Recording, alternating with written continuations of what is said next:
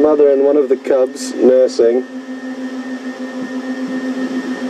And there's one other adult lying up nearby. No sign of the other two cubs yet. So hopefully they'll poke their head out of the den at some stage.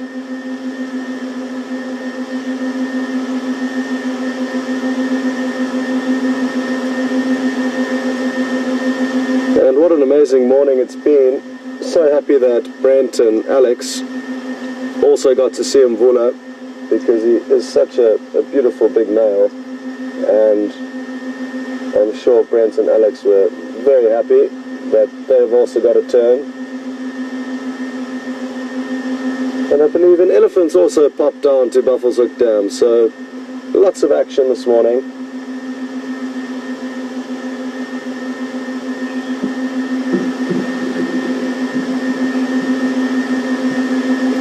As Brian zooms in, this female, for those of you who have been following the drives closely, her ears were dripping with blood, the edges of her ears just a few days ago. They were really raw and battered, but have seemed to cured very well over the last few days, so her ears are looking better,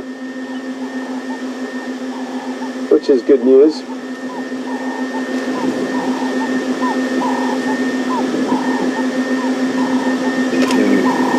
I know you do have to move it potentially keep it down.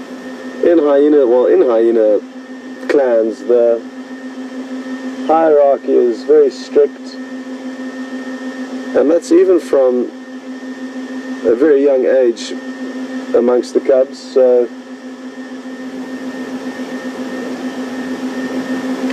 the other cubs that are around, there are two.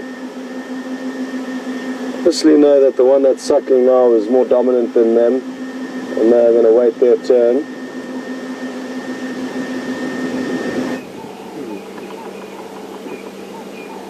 When you walk down the road.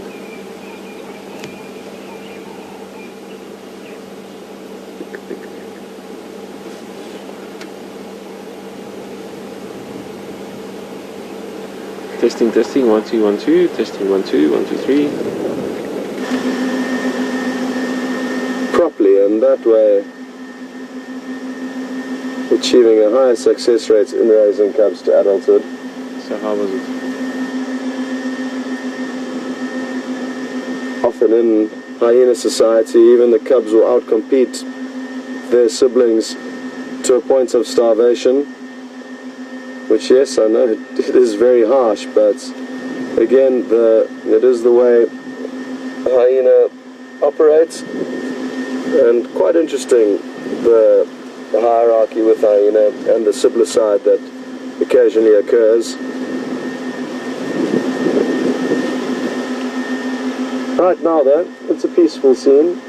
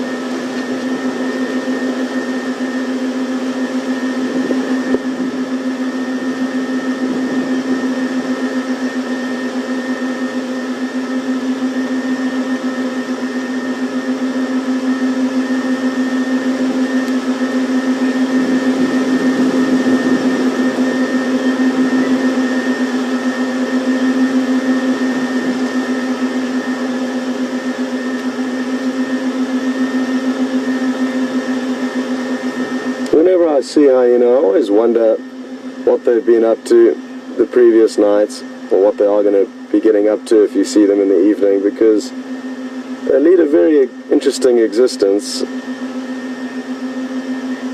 I often wonder how long it is between meals for them, because even though they can hunt, in this area they're not known to be specialist hunters as they are in other areas of Africa.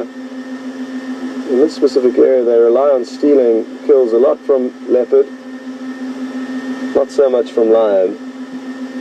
And that's because there are a lot of leopard in this area, and leopard are an easier predator to steal from than lion. They're smaller and most often alone, whereas lion are far bigger and often in prides, which are certainly a lot more dangerous to take on than leopard for hyena. And also wonder about the individual relationships between these hyena and the specific leopard that move through this area.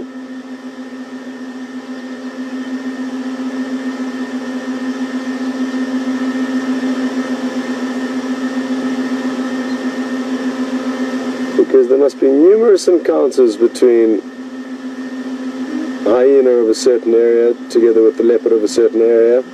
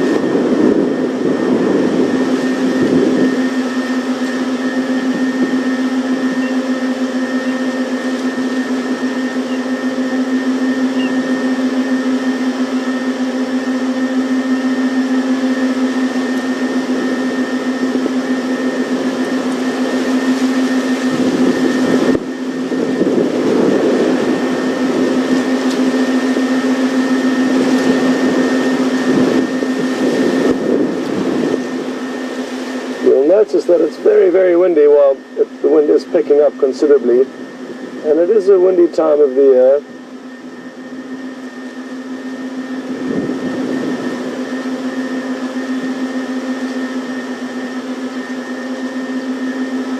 And due to the wind, that's why these hyena keep picking their heads up, looking around, just to make sure any rustles they are hearing aren't any potential threats approaching.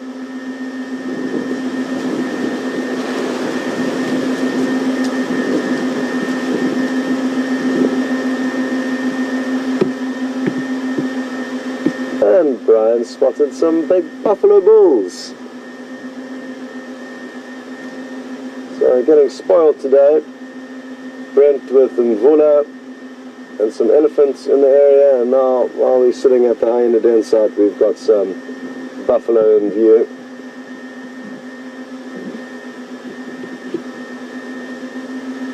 Oh, interesting, it looks like there could be a female in there. Oh no, that's the young calf. There's quite a young calf that obviously got separated from his herd. It's the one on the right that you can see with the smallest horns. And it's abnormal for, it's not quite a calf I guess, but it's still a youngster, not fully grown, and it's uncommon to have them following the large old males around. A buffalo of that size would typically, usually be following the large herds, but it obviously got separated from them and now has decided to hang out with these big old boys, which is not a bad decision because they'll certainly keep it safe. I'm not sure if it's a female or a male, that calf. I need to have a close look at it. But either way, the buffalo have taken it in under their wing, or the older boys.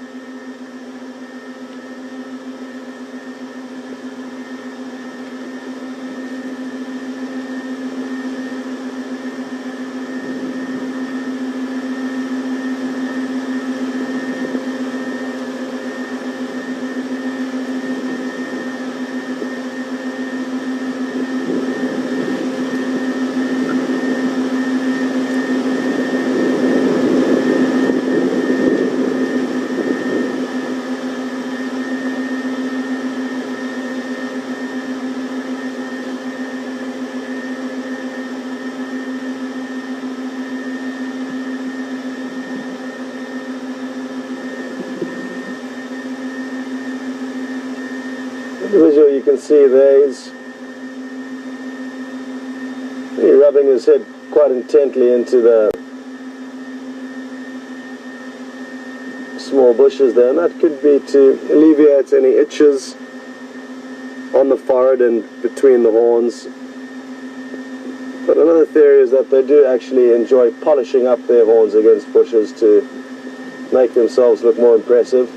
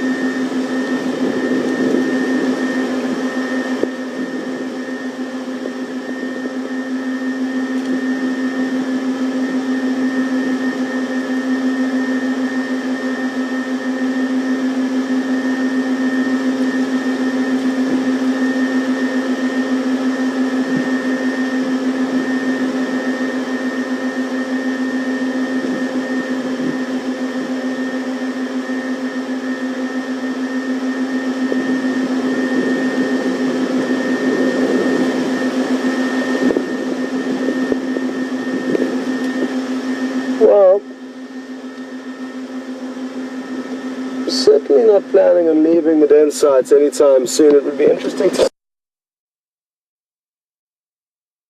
see whether the other cubs come out and liven things up a bit. So we're going to hang around here and wait and see what happens. But until then, let's head back to Brent and see what he's been up to for the last little while.